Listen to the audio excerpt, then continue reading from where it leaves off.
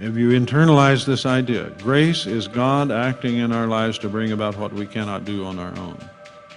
Look at verse 8 in 2 Corinthians 9. And God is able to make all grace abound to you, that always having all sufficiency in everything, you may have an abundance of every good deed, for every good deed.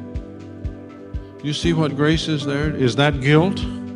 Are we talking about dealing with guilt? No.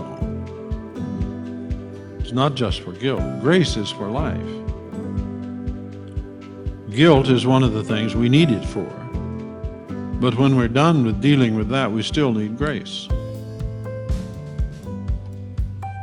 See, the person who is living fully in the kingdom of God is consuming, if you wish, consuming grace all the time. But not just for guilt. The sinner needs grace for forgiveness, yes. To deal with guilt, there's no doubt about that.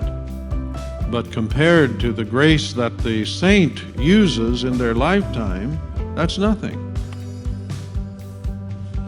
The saint burns grace like a 747 burns fuel on takeoff. See?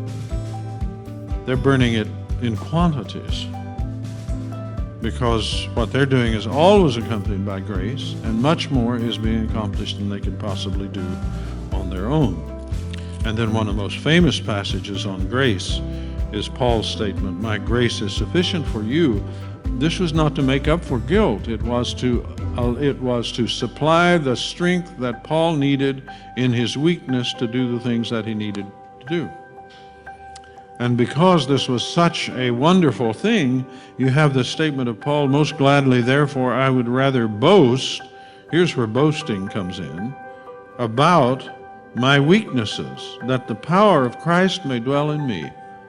My weakness is an opportunity for the grace of God. The power of Christ is the grace of God. God is acting in the life.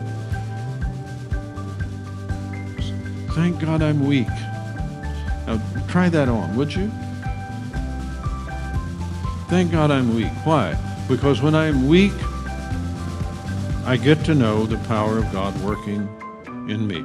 Thank God I'm being insulted. Thank God I'm being attacked. Thank God I'm weak. Can you even imagine that? Why would one be thankful?